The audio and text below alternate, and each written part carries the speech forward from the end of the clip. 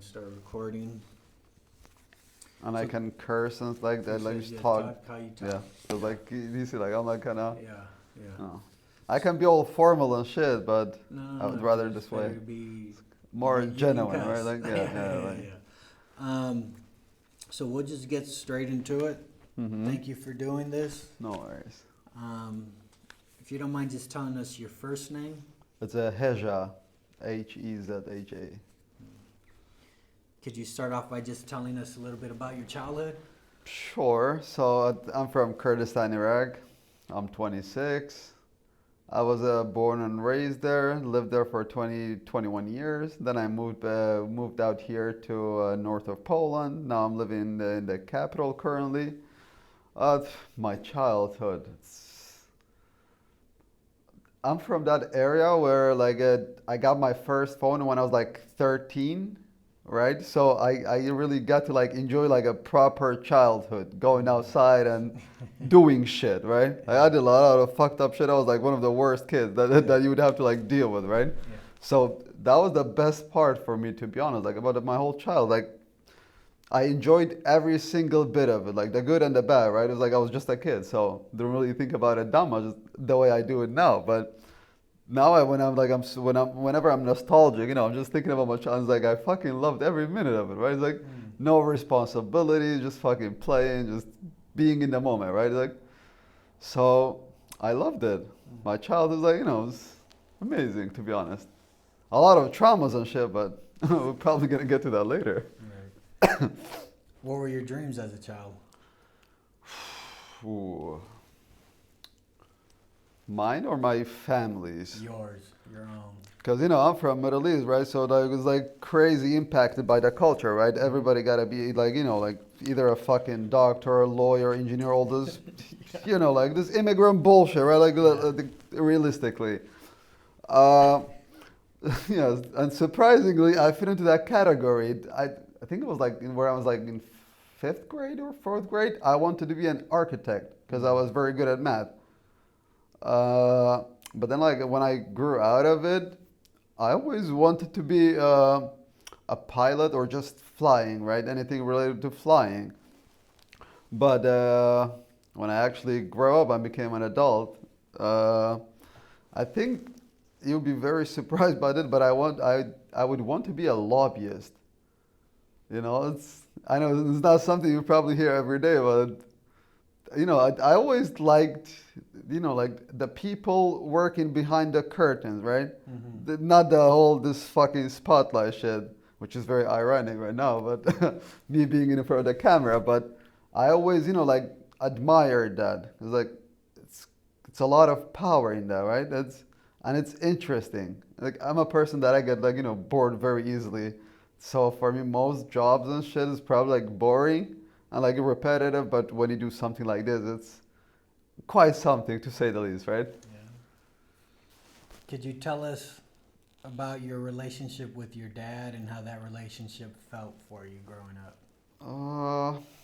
I didn't have much of a relationship with my dad growing up. My dad is a major in special forces, so he's been hunting, like terrorists his whole life. So, that should explain a lot. Like the whole relationship I have with him, either like yes sir, no sir, pretty much growing up. And oh shit, how that made me feel. I mean, now that I'm a grown up, like a lot of traumas, to say the least, right? Like a lot of fucking insecurities, issues, like fucked up in the head. Yeah. A lot, and I didn't even realize it for over like 20 years. I never even like thought about it until like let's say recently, past couple of years, like when I really started like to grow up and become an adult, like like responsibilities, right, and all the shit. And this shit is like like a lot of traumas, man. But still my dad, right? So. What about that was in growing up? How was that for you, having that type of relationship? No sir, yes sir, and then that coming back later as far as whatever traumas you dealt with. I think, to be honest, like the way I think now, it may be like to have a very dark point of view in life, like very rough, hard. Like now I'm a very straightforward. I don't sugarcoat shit anymore. Like Right. So that was a big part of it out because, I always looked up to my dad when I was growing up, right? And the shit that he was doing, the power that he had, right? Mhm. So, and this is why, hence comes of being the fucking lobbyist. Now that I think about it, I never even realized it until this fucking moment. So it's amazing for me right now. So as you see, like a lot of it like related to my dad and how he was. So it really affected me like as a person, I would say, but mostly in a very, very good way. Because, like if you're, for me to, the way I think is that life is not easy, bro. Life is very fucking hard, right? And the harder you are, the easier it is going to be to deal with shit when shit goes south, because shit's gonna go south regardless of how you feel, who you are, or where you've been, right? Like we all go through shit. It's like inevitable. So in that case, like looking at my childhood and my relationship with my dad, it was, I can't complain now as an adult because it really helped me out.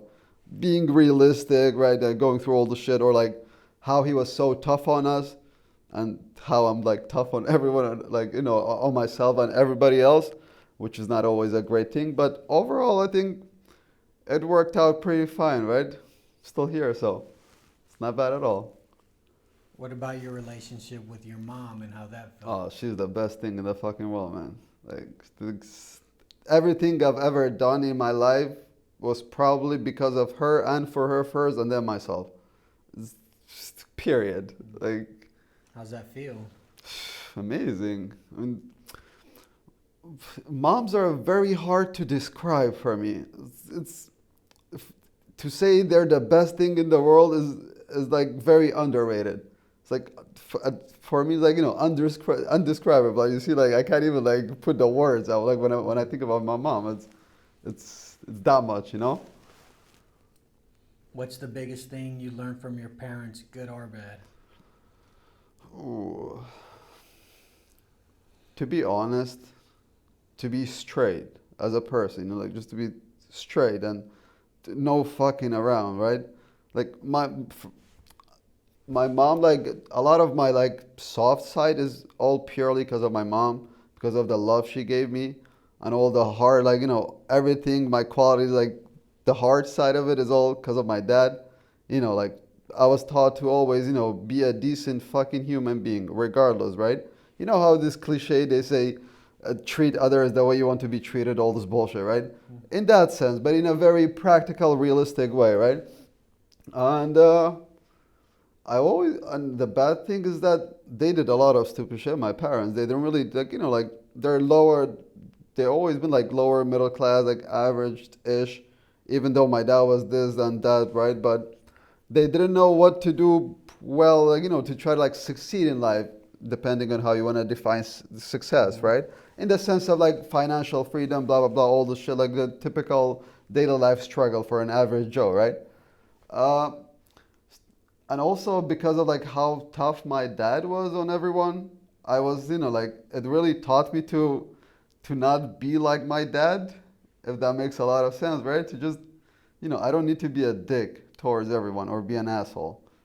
It's okay to be nice sometimes, right? It's okay to show emotions, the feelings, and because I was never taught that. I was always taught, like to suppress your emotions, gotta be hard, respect your elders, all this bullshit. You don't even question them, right? Because of course, it's like not just me, most people in general, I would say from Middle East, because the culture has such a huge impact on our mentality, right? And especially like like the previous generations are way more fucked up than we are, to be honest, right? In a very different way. But Yeah, yeah. so, and coming here, like moving like across the fucking world and seeing this whole different life, because it's a whole different world out here, right?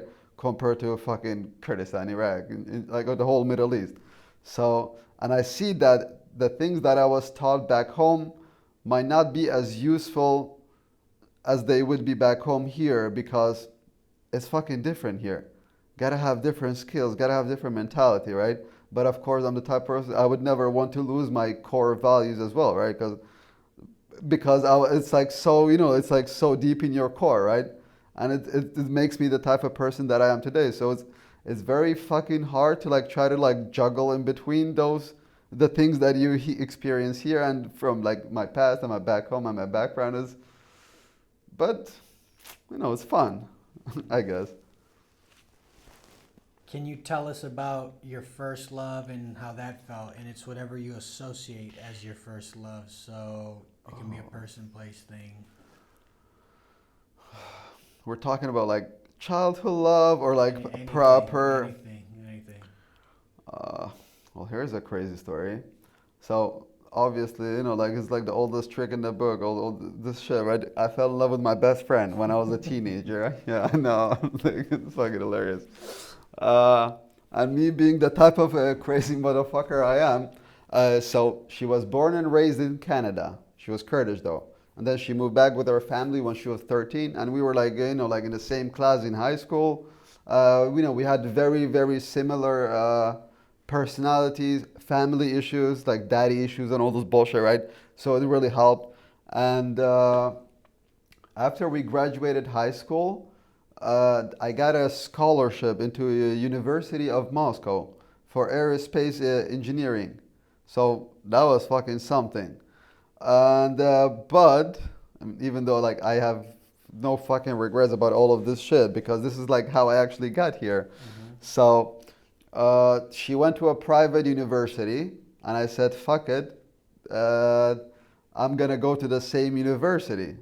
I was still trying to, she never loved me back, by the way, just a disclaimer. I said, fuck it, 2 weeks before I was supposed to leave, get my visa and like go there. I told everyone that my mom got sick and I decided not to go. But deep down was actually to go to, just to see her. And I studied political science because it was on the same floor as her department. She was studying business, by the way. And surprisingly, I have a degree in business as well now. It's fucked up. And so yeah, I did that for 2 years, and then one night, she texted me that she's going back to Canada, like after she graduates, and I didn't sleep that night. I went to university and I dropped out in the next morning, and I applied for universities in America on the same fucking day. So my idea was that she's gonna graduate in a couple years. By that time, I'm gonna go to, get a visa to America, smuggle my way into fucking Canada because it's easy, right? And then try to get papers, sort my shit out, and then she's gonna appreciate that I went all the way to the other side of the fucking world, and she's gonna love me back. How fucking naive, huh? And I actually tried that. So I got into International University of Virginia. Uh, I went to Baghdad. It was in 2014, I think, like before the war. I went to Baghdad alone, and I've never been before. I was like 18, like, hothead kid, to do the visa interview. And of course, being from Iraq, because I don't have a country, right? Kurdistan is an autonomous region in north of Iraq. So I have Iraqi passport, which is officially the worst fucking passport in the world. It's like amazing, right? So automatically, 99% of all applicants for any fucking, like Europe or like America and all the stuff like visas get rejected. And of course, because I was bullshitting, these people are not stupid, right? Like they can see through like a fucking 18-year-old. And they asked me 2 questions, rejected my ass, went back to Kurdistan. 2 months later, I applied again in Kurdistan, got my ass rejected after one question. It was fucking that easy to tell that I was bullshitting, right? And then this time I tried to apply to universities directly to Canada. I was very determined to leave. And I got into University of British Columbia. And my mom still has the whole fucking, because you get a whole like box package, like admission, like fancy bullshit. My mom, for whatever reason, she still has it. I got into that. And because we don't have like Canadian embassy in Iraq, so the closest one is in Jordan. So I was planning to go there, it was like in a couple months. And before I went, she texted me that she got engaged. She's getting engaged, married, all the shit. So I was like, fuck it, I don't really stand a chance anymore, right? So I didn't even go. I was like, fuck it. So I didn't do anything for a year. And then my friend was studying in Poland, like in 2016. And he came back. I went to visit him just to see how Europe is, like how it's a very big deal for where I come from, right? And I said, how was it? He said, it's amazing. My other friend came to visit him at the same time. He said, yo, Hezha, I'm going to study in Poland with Ayman, with our other friend. I said, no fucking way. I made fun of him for like half an hour. He said, no, I'm serious. I said, fuck it, I'm coming too. Because at that point, my whole country was like, like all black shit in front of me because this bitch didn't love me back, right? And so 2 months later, I'm in fucking Poland. I didn't even know what I was applying to. My friends did it for me. It was like either economics or mathematics because it was in English. So I chose economics. Now I have a degree in economics, by the way. I know I don't look like it, but I know a lot of boring shit. But yeah, she's from my first love, right? Like I'm really appreciative of that person in general. And the funny thing is we're still in contact and we're still best friends. It's amazing. And for that I did like a tattoo. It's like I have like one here and here. So like the knife and here is like related to that because before her I never told anyone I love you, not even to my family. But I told her 3 times. So there's 3 lines here, right? Yeah. And each 3 lines the bitch stabbed me through my heart, which is like the knife next to it. But it's not even like a bad story for me because for me it's like I always look at this and it reminds me of home and where I come from and how far I've come in life. So it's very, very, it has a very like positive and like, motivational meaning for me. So yeah, my first love, shit, she's the reason I'm here. Crazy. What about your first loss or heartbreak and how that felt? Same thing, whatever you associate, biggest loss or heartbreak that you've had. It could be tied to that same one. It was definitely her as well, because I tried to commit suicide when I was like 18-ish during that time because of her, because she didn't love me back, which now I think about is the stupidest fucking thing I've ever could fucking think of, man. It's terrible, but I was a kid, didn't know better. But yeah, it was hard. It was very hard, but because when she was gone and then I moved on, we were not in contact for like 3 years, and then somehow we got back in contact, and so it's very fucked up in my head for me because my biggest love and the love itself, it's associated to the same person that is still currently in my life, and it's amazing because we know each other for like over 10 years, right? And we're both adults now. She lives in Canada, by the way. And now we just talk on like almost daily basis, just telling each other's lives, like what's going on, and it's very therapeutic, when you have one of those people.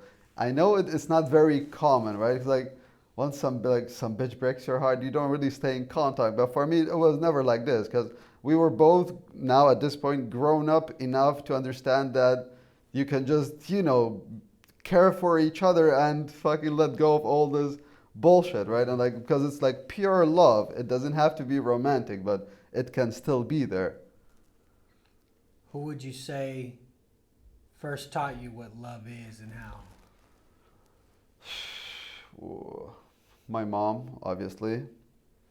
I always have, because I was thinking a lot about that question, to be honest. And one thing that pops up is that when I was before going to school, I don't know exactly, maybe I was like 4 or something, I didn't know how to read the clock. And I still remember my mom got me like a yellow clock. It was like, for kids, a toy.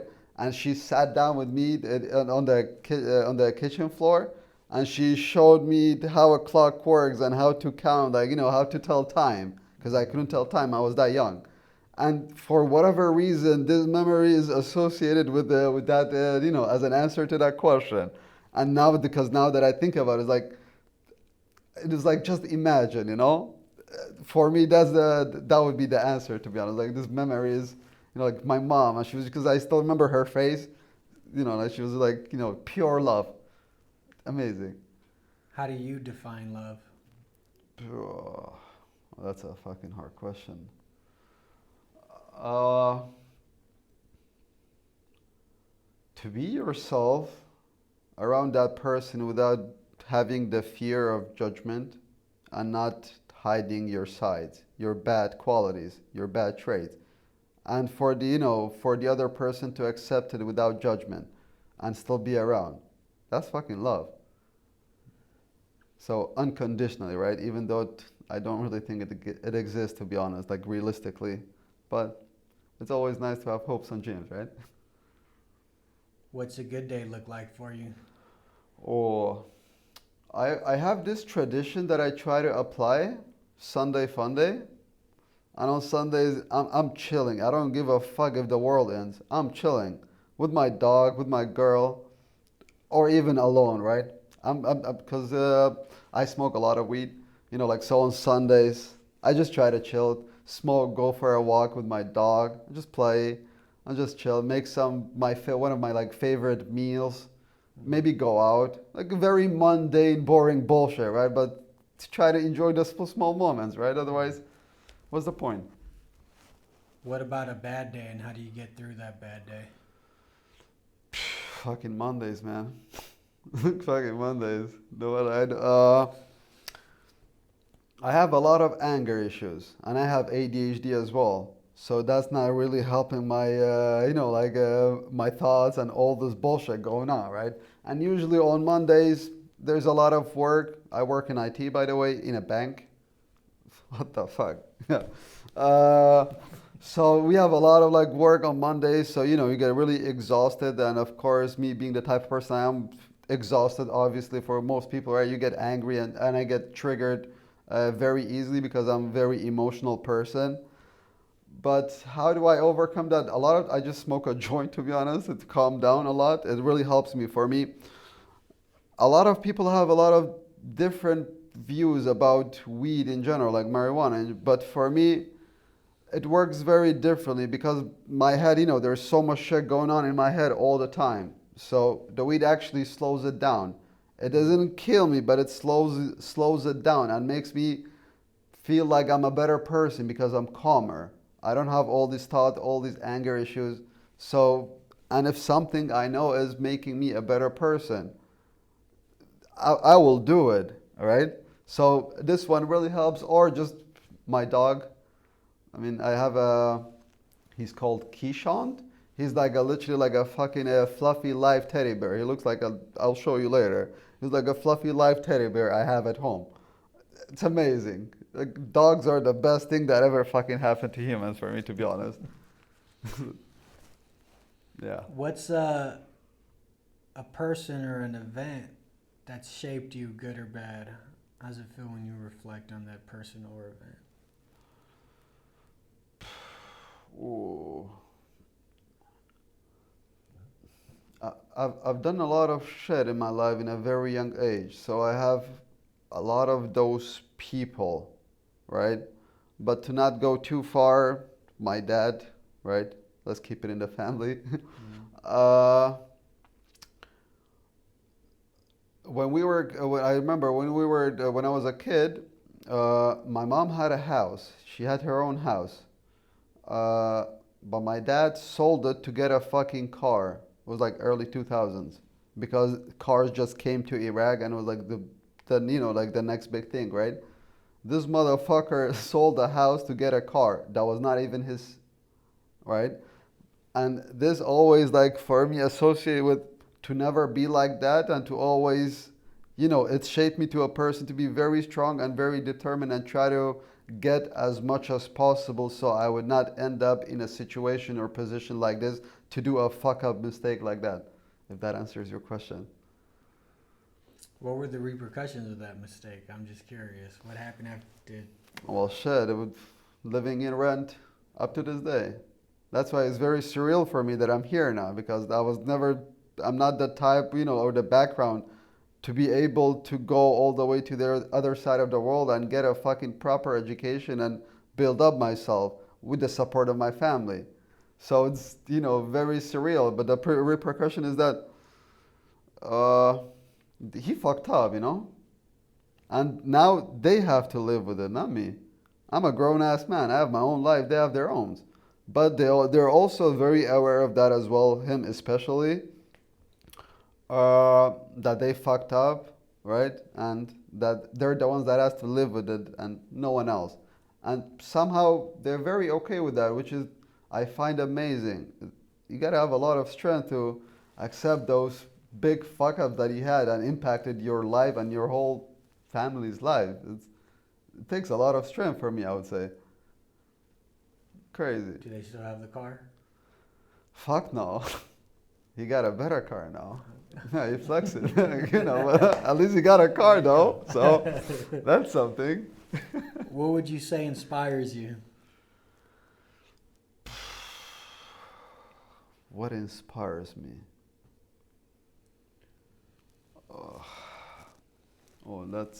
I need a minute for that one. I have people that inspires me, and I have things that inspire me as well. And well, to be honest with you, completely honest, money. Money is the greatest fucking tool for freedom. And being from the background that I had, not even having a fucking country itself, right? Like makes everything complicated, and not having this sense of freedom, the culture, the background, the whole thing is. So I was always like kind of like obsessed with freedom. And the more I look at it, the more I think, and the more I've experienced this life, I see that money is the greatest tool that makes all of this possible, as much as there can be, right? Because it cannot fucking buy everything, but it certainly can sure buy a ton of them, right? So inspiration, money, hustle, right? And for people, my mom, because if I associate, because like my mom and money as well as things as person, right? I want to make as much as possible so I could provide the best life as possible for myself first, and then for my mom, because of my family in general, to be fair, because they went through all this bullshit for me to try to have a good life, right? So this is my biggest inspiration and my biggest motivation as well, to try to go as big as possible in life so I could somehow try to make it up for them what they did for me, because they gave me a life. They gave me an opportunity to go out there in the world and experience life, not even just to make it, but to experience life to the fullest, because I'm here all by my own, right? So I have this sense of freedom that I never had before. So yeah. Would you say that what inspires you is freedom, and you would say that money is the tool to get you? Absolutely. Absolutely. You put it in a very nicer way than I did, but yeah. What's been a humbling experience for you? Oh, I fucked up so much in life, so I've had a lot of humbling experience. But latest being is I was I was working like at the core of capitalism with stock market and shit. I was a global plan manager. Uh, so I was taking care of investment, all this boring bullshit for the past year until May. And I decided to like leave this place and the whole like finance in general as well, because it really cost me my mental health. Like the stress, the amount of stress was fucking terrible because I had a lot of responsibilities, like creating transactions like hundreds of millions of dollars manually on daily basis. So even when I was like closing the fucking laptop, I was thinking if I fucked something up, and then right, so this whole thing like spiraled up, and then like, until May, and then I was supposed to start my new job, the one that I have now in IT, at the end of May. So like just to change jobs. And then somebody fucked up at my new job, like the application, whatever. They couldn't process it on time. So I was supposed to start at the beginning of July instead of June. And these fuckers from my previous job, they knew that I'm planning to do this, so they let me go 2 weeks earlier. And at the same time, my girlfriend left, because we're living together. So I had to pay the double amount of rent, full rent, no fucking job, no fucking source of income for 70 days. So I went to Sweden because I have a lot of contacts like all over Europe. I went to Sweden, like a shitty place outside of Stockholm, like 50 kilometers outside of Stockholm, to work in a garage. I was fucking cleaning toilets and shit, carrying, like very physical labor work, 10 to 12 hours a day. And the funny thing is, I didn't even make any fucking money because I fucked up with the flights and stuff, so it was very expensive. And these fuckers fucked me over because it was working under the table, not legally. They didn't pay me the amount they said they would. So I came back, like zero fucking empty handed. And it really triggered something in me to like completely change and not to fuck around anymore, right? Like very just to it was very motivating because it felt so humiliating for me, right? So it was like probably one of the most like the humblest experiences of my life to go through and I had zero fucking money on me. If they didn't give me food at work, I was in the, I couldn't afford to fucking eat. That's how bad I fucked up, right? So, and now, a few months later, back on track. Crazy. How'd that feel when you were in Sweden just doing labor and just how was that mentally? It was very hard, but it also gave me the opportunity to just fucking sit down with my thoughts and just reflect on shit, right? It's like, yo, bro, you can't be fucking living like this forever. Look at you, because my worst fears became my fucking reality. I'm a fucking immigrant that went to the other side of the world and then fucking immigrated to fucking do some shit under the table and not even getting fucking paid for it and not even having a single fucking dime to eat. I was like, what the fuck? It's like rock bottom, bro. So, and not having anything specifically like during that time, I had only me and my thoughts. Just fucking sitting and just reflecting on things. What am I doing wrong? Trying to understand myself better, the patterns. Like, why the fuck am I keep doing this, right? And what can I do to change that? And a few months later, because I was very determined to change. So it was, like very, to be honest, now I look at it as very humbling and a great experience, right? So 4 months later, actually 3 months, and I'm back on track, trying to make it out in life now. So for this next question, if you can go in your mind and think, this life event can be mental, physical, or spiritual. Can you tell me about a time in your life that you can relate with the word war? That's funny because I'm from Kurdistan, Iraq. How do I put it? The second you open your eyes, I was born into war, like literally. So the word war, like it has a very normal meaning for me because like I'm very used to it. For example, when this war happened now, like with Ukraine and like Russia, all the shit that's happening right now, I was like, oh shit, white people fucking exaggerating, bro. Because I was born into it, and for me, it's like shit happens. So, and also because my dad is I come from a military family. I was in the army before I came to Europe because my dad got shot by ISIS during the war. So I said, fuck it, I'm gonna join the army. I did that for a year and a half. Very interesting experience. I wouldn't really want to do it again. Like, fuck that. I was like, fuck it, I'm out of here.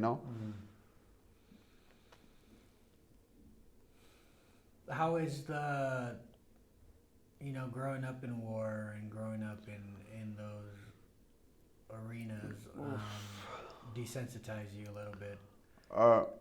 So, oh, sorry, keep going. So how is it for you connecting again, even though being raised in that? So, here's the thing.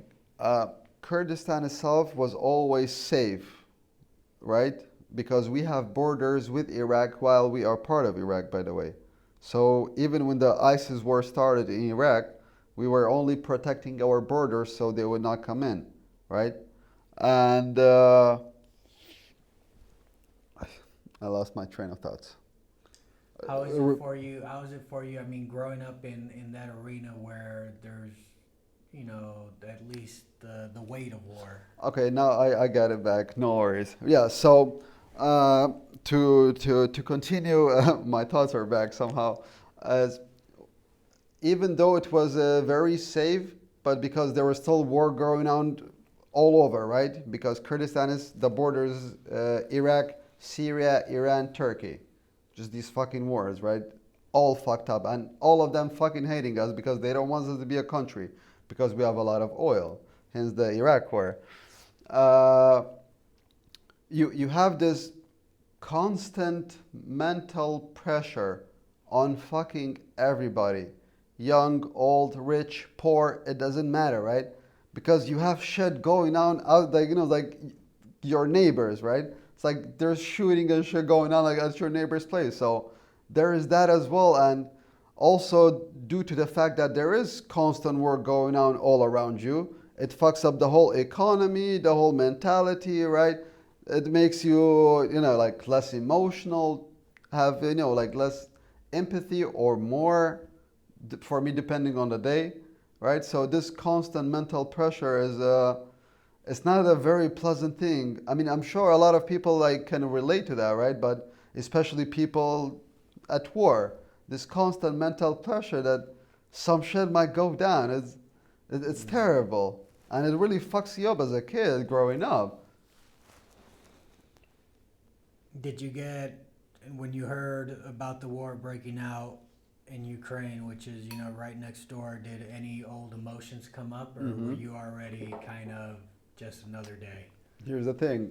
When the war broke down, the first night of the war, I went there with my girlfriend and my best friend and his girlfriend. I rented a bus, and I was driving a bus to the border, and they had a car each. We went to pick up women and children from the border the same night, because it made me so emotional that I could relate on a very personal level. I've literally seen and lived through this shit. I got very emotional, like we paid for all the expenses and shit. And during that 2 days, I drove 1,500 kilometers by a fucking bus, non-stop, no sleep, for 25 hours straight. That's how emotional I got, and I could relate. And it's fucked up. It's really fucked up. But then I felt useful in a sense, right? That, okay, I understand you. Like, I feel you, bro. I've been through this shit, like, I got you. You're not alone, right? So yeah, it was very interesting, very emotional. How was that for you, seeing the, something that you're kind of in the arena in already, but seeing it over here and then helping? The helping part always feels good, but it made me angry, because now that it's happening here in Europe, then look at the fucking world around you. It's fucked up, right? Like, shit is going down in the Middle East, in fucking Palestine, all over the fucking world. But when it happens to fucking white people in Europe, Christians, let's put it that way, the whole fucking world is like on their feet to help. So it really, for me, like, it made me angry, because it makes me realize more and more that life is not fucking fair, right? And this is some bullshit, but you think that you can't do much to change it. But for me, even just talking about it now, just spreading awareness, and like, for people to fucking think for themselves is good enough for me. It's a progress, right? Have a conversation about it. Let's discuss it. So there's that. How do you compare this external war, the one you grew up in, right, and then the internal war? Oh, Just nothing. the mental, like the. Oh, it's you can't compare it, because the mental war is so much harder, especially for a man, because especially for a Middle Eastern man, even more. You are taught from the second you were born to not express your emotions, and if you express your emotions, that is related to weakness. And that shit fucks you up, and it gives you, like, a lot of doubt towards yourself and hate towards the world outside. And then you have this constant fucking battle in your head, like, not even knowing who the fuck you are, because you always fucking did what others told you to do, right? And the external war, people fucking die every day. This is how I look at it, to be honest, at this point of my life. People fucking die every day. I'm gonna die someday as well. And external war is just mostly physical pain. If you get shot, it's physical pain. But with the mental war, it's like you're getting fucking shot with every single fucking negative thought and battle that you have almost on daily basis with yourself. You can't even compare them, in my opinion, to be honest. How do you think that internal war is fought or won, if we can even use those terms? How are they fought and won? Uh, you gotta learn to love yourself. You gotta learn to love yourself because you are the only fucking person that's around yourself 24/7 for the rest of your life.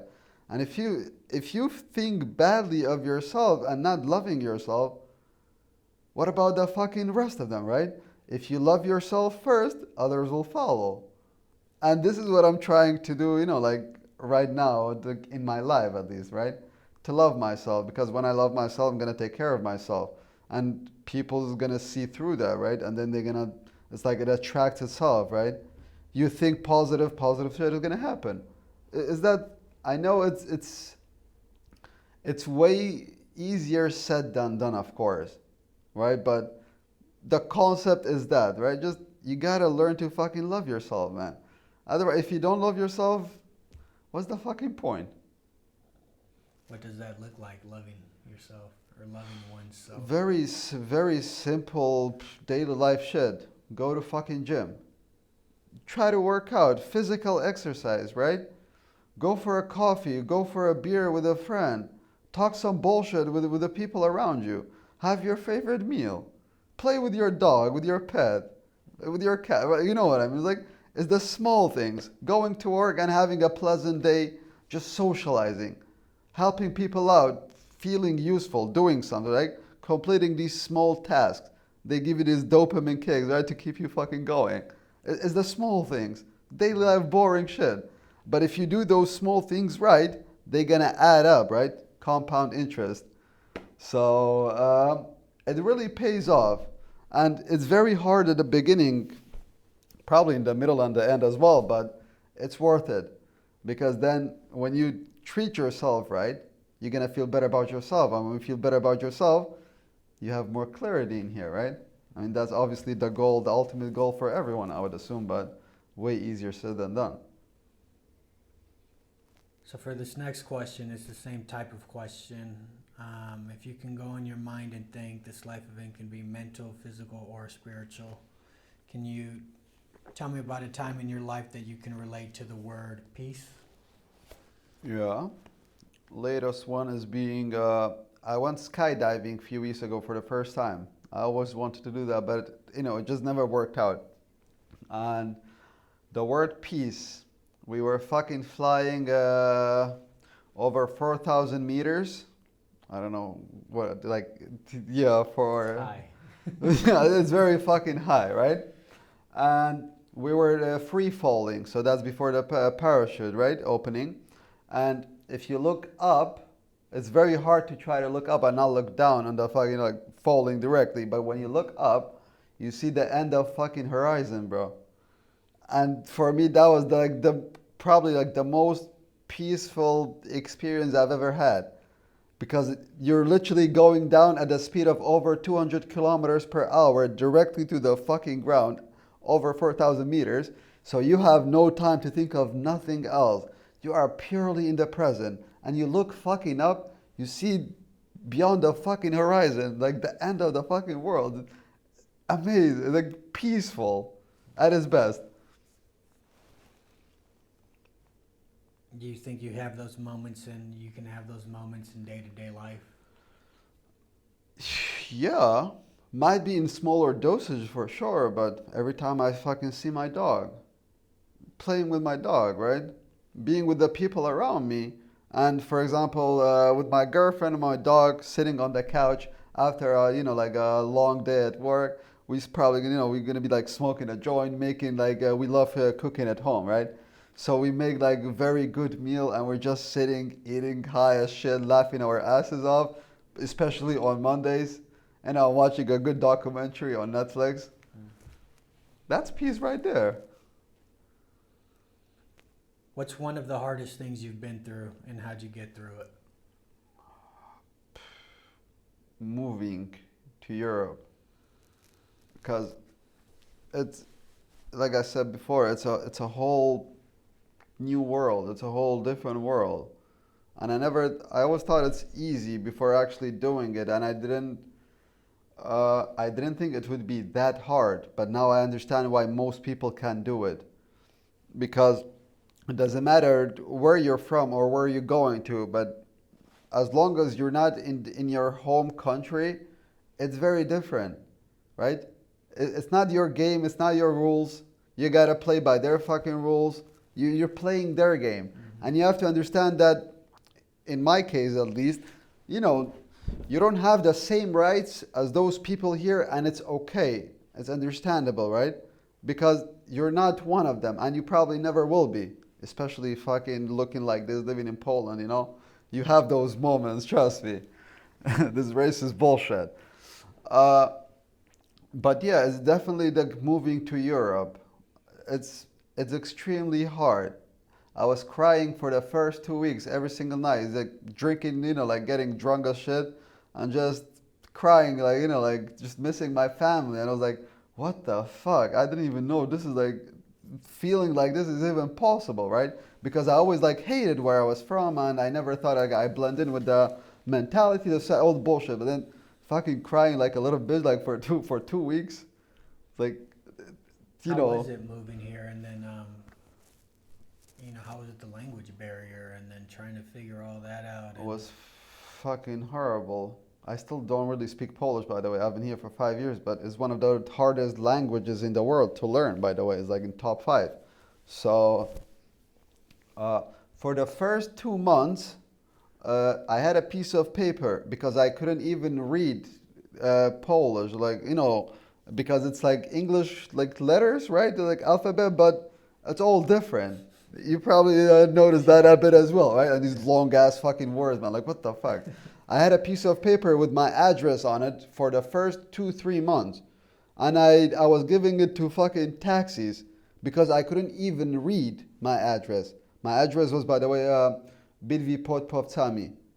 And if you put that into writing, it's almost fucking impossible to read. So you can imagine how hard it is, right? But luckily for me, you know, I'm a very social person. I made friends very quickly with the locals, right? Like, and they were amazing. They really helped me feel like home. They helped me with fucking absolutely everything. So, not bad. How did that feel when people, complete strangers, you know, how that feel for you? Restores my faith in humanity, right? Because for the first, for a year when I got here, my second year here, I moved in with the 84-year-old Polish lady in her house by the beach in Sopot, which is like all the way up north where I was studying. And she was not even poor. She was rich. She had a very, very nice fucking apartment like by the beach. It was amazing. And she just like she treated me like her own kid, you know? And it really made me feel like home. Like I had a real fucking family here. And I was so surprising for me, like how a complete two strangers. And the funny thing is she was not speaking any English. I wasn't speaking any Polish. So we were teaching each other, you know, we had like 5 dictionary, sign language and shit, you know. But she was a very well educated and well traveled lady. In 1963, when Kennedy was shot, she was in fucking New Orleans, bro. Just to give you an idea, because her late husband was a captain in sea, right? Mm-hmm. So she traveled the whole world with him. And we would these moments are amazing because it really made me feel like home and I have a family. Like, we would just make dinner. She would make dinner, obviously. Amazing food, by the way. Mm-hmm. You know, we would just sit. After dinner, I would always make her tea and myself because I'm from and we love tea. We would just drink tea and have a cigarette because she was still smoking, right? Mm-hmm. So I could sit, you know, like we would just sit on the table, have tea, and just talk about life from her point of view, her experiences, and mine because it was so interesting for both of us, right? I'm just smoking a cigarette. It's like my own grandma, you know? And I called her grandma, by the way. I was calling her babcha, so crazy. Did that feel like love to you? Absolutely. And I always said I'm gonna tattoo her name on my body to have it as a constant reminder. Amazing person, and I'm still in contact with her. We still talk once in probably like each few months, with my fucked up like barely speaking Polish and her kind of words in English. It's very funny the way we communicate, but it's like that's why it feels like family for me because we're not communicating much, but the feeling is there, right? It's amazing. What's the happiest moment in your life thus far? What? That's. I'm the type of person that I don't really believe in happiness. I believe in pursuit of happiness, right? These small moments, but not happiness itself. For me, is bullshit. A moment of joy. I'm okay. So, a moment of joy would be when I got my visa. I still remember I was driving like so fucking fast after the visa, so shocked. I had because it was so joyful because like okay, my whole fucking life is about to change completely. Unexpected for whatever the fuck, better or worse, but it's changing completely. And I never thought it's possible to have the life that I'm having right now and this far to make it out in a sense, right? And I still remember I was like literally like music fucking loudest, windows down. It was a summer day, right? And I was literally like jumping on the seat of the car while driving out of joy. And then of course, and also the first time I did acid. That's a whole other story. Oh, shit. Yeah. Did you feel love the first time you did acid? It changed me completely. It changed my perspective on life completely. Like, for better, of course, but first of all, I discovered a whole new fucking color, man. And I took it at 10 p.m. With a roommate that just moved in a day before. He was from Belarus, who spoke no fucking English or Polish. And I took it at like 10 p.m., which is like the worst fucking, like the stupidest fucking thing to do. This shit lasts so long, man. Tripping all night, like crazy. And but I had this moment. It was like so joyful because it was like around probably like 4 or 5 in the morning. So like the sky changes color, like the sun comes up, and feeling the clouds and like literally feeling the clouds moving and the colors. I was feeling colors and shit, man. It's very hard to describe. It was that. I think joy is it doesn't even describe, like it doesn't even get to the near to the point of how you actually or how I was actually feeling at that moment.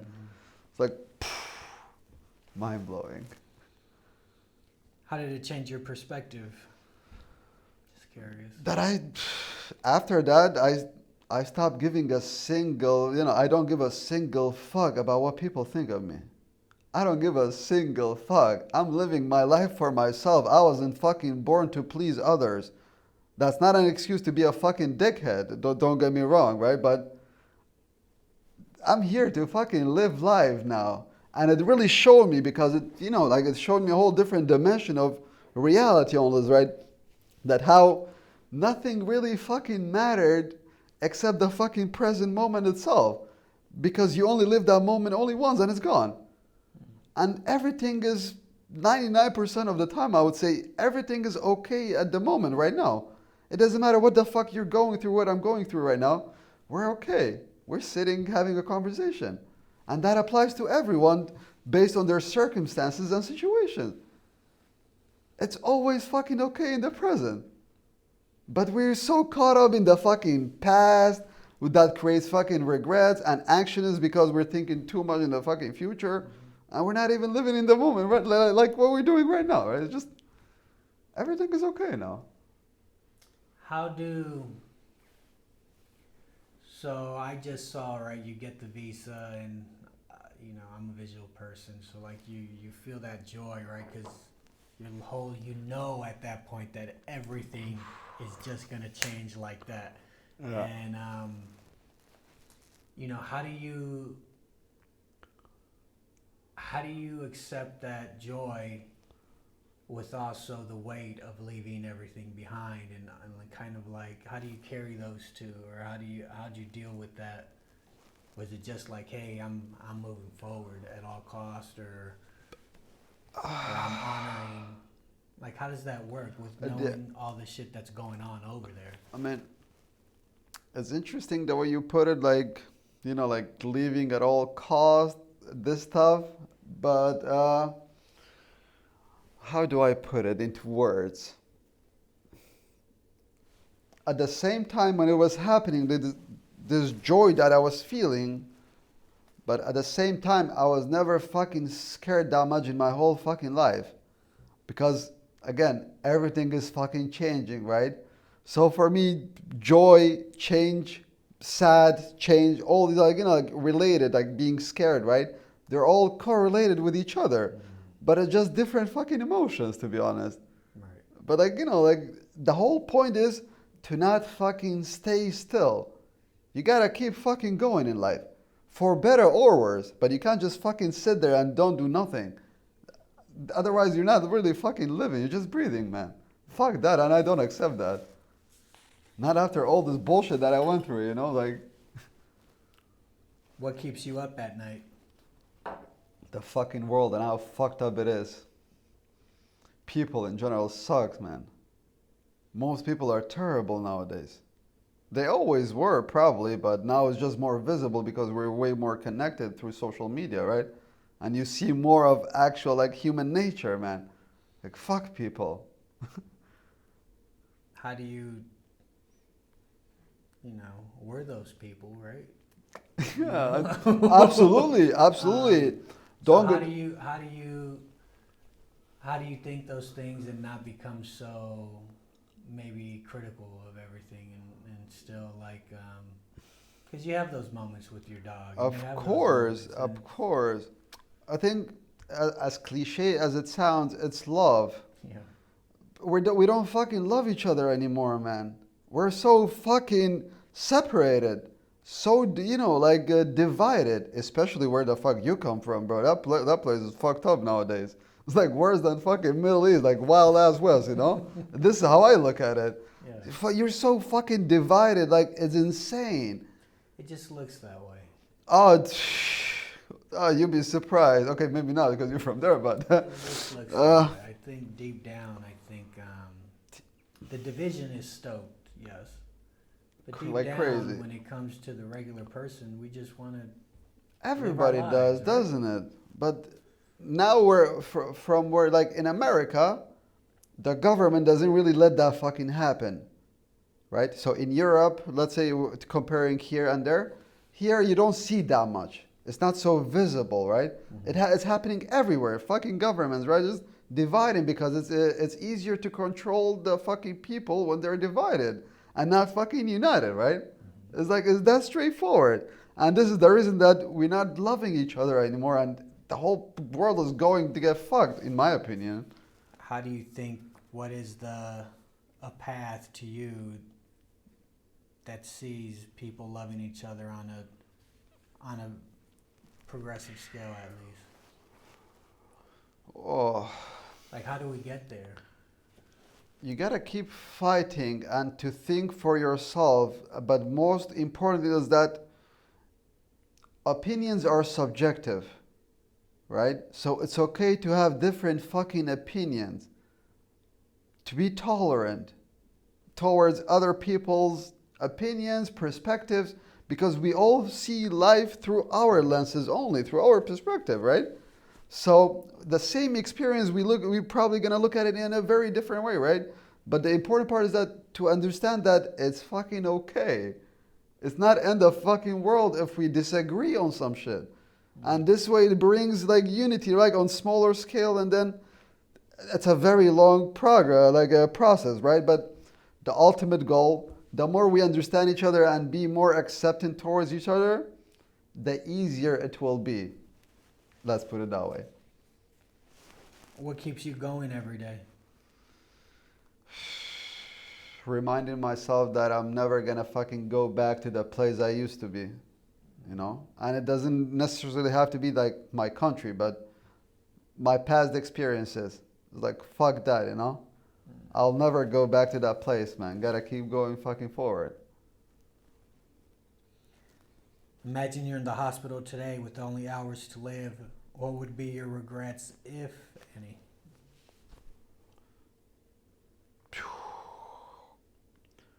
I always tried to live my life to not have any regrets. But until recently, because a couple years ago I got into like very like heavy criminal activities and shit. Let's not go further into details. Like, I forgot the question. So to repeat the question, Bro, imagine if you're in the hospital Yeah, today with yeah. only hours to live. What would be your regrets, if any? So here's the thing. Being involved on all this bullshit like criminal activities, I made life-changing amounts of money. Like big fucking time, you know, like jackpot. But I fucked up. I lost it all. Because I stopped doing criminal shit because I wanted to be a fucking better person. And I got so like depressed, heavily depressed, because literally of the lack of serotonin and dopamine, because of the kick that I was getting from the shit that I used to do, you know? I got so depressed, I was like, oh, what is the best way to solve that shit? Let's go fucking gamble. Because that solves your fucking problems temporarily. It's an escape from reality. And I fucking lost it all in 3 months. And that's very, very fucking hard to go back to fucking scratch, you know? And being from the background that I have, to have a life-changing amount of money and just fucking disappear. So, but I really try not to look at it as a regret, but more like a lesson. But it's very fucking hard, to be honest. Well, that's what they say with fast money. It's gone as fast as it comes. There you go, man. It's like magic. Right? I certainly fucking enjoyed it, that's for sure. Yeah. It's just quick. So you said you learned a lesson. So the follow-up to that is, are you at peace with that regret, or moving forward, are you amended with that? Oh, right now, absolutely. Because of the shit that I was doing, I realized how fucking strong I am mentally. I was dealing with like some very fucked up shit mentally. It's the amount of pressure you have if you're a decent fucking person and you have a conscience. When you have people's life in your hands and you can crush it like this, it's very fucking addicting, right? So when you get a little taste of power and money, it's very, very, very hard not to change for worse, right? So for me now, I look at it that way, that now I know I have skills. I have skill sets that I can use for good and not for bad shit. And I can have fucking influence on others, but I can choose to fucking have it on, you know, like bad influence or good influence on people. And that's very fucking liberating for me, I would say, right? Mm-hmm. Because I understand myself more because of the stupid shit that I was doing. I understand myself more, so now I feel way more capable. And that's a very useful fucking skill to have nowadays, man. Shit is fucked up. So before I get to the last questions, which is what your current dreams are now, is there anything you want to add before we wrap up?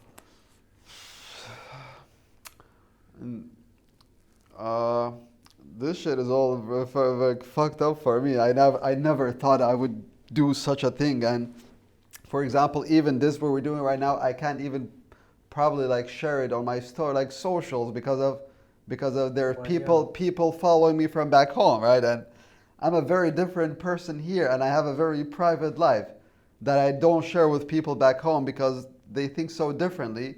And I'm okay with that now, but now I, try to keep my distance and not get into all this drama, all this problems and bullshit, right? But I did this because, like I told you before, and now I feel so much better, to be honest, because it's very therapeutic. Like, to tell your story to a fucking complete stranger I just fucking met, bro, like, on the internet, Yeah. It No. worked out pretty well, I would say. What about your IT job? Is this gonna be an issue with your IT job? No. Nah, fuck that, You'll be nah. okay.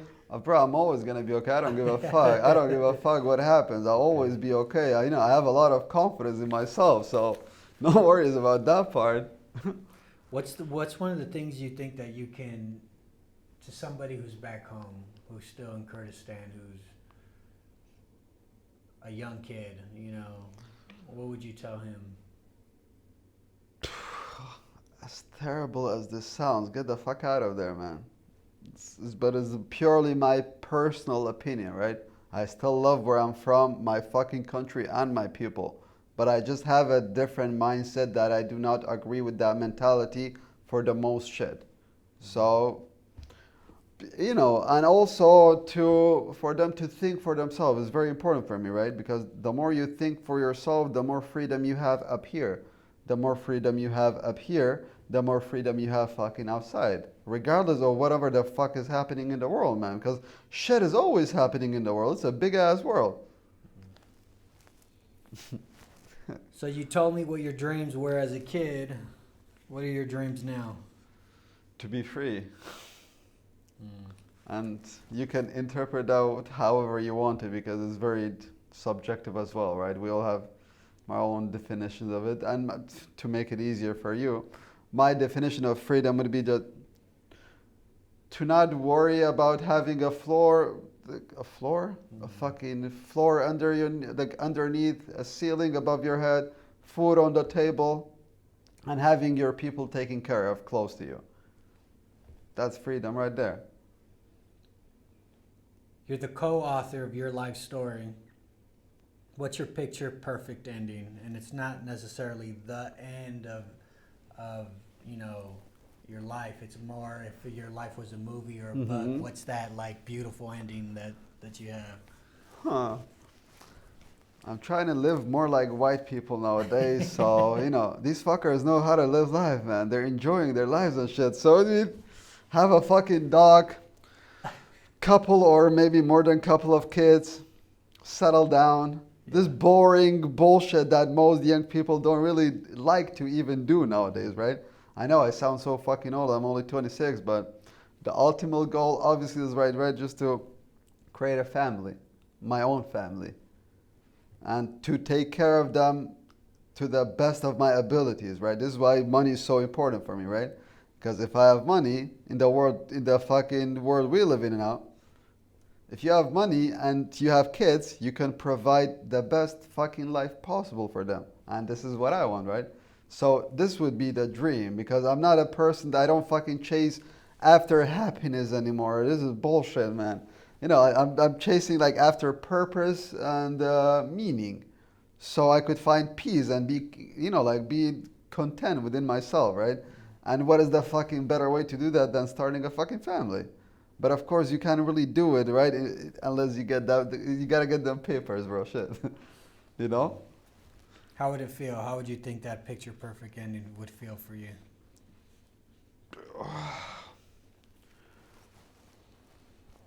I guess we're gonna fucking find out when that happens, because I can only imagine, right? But we'll get there one day.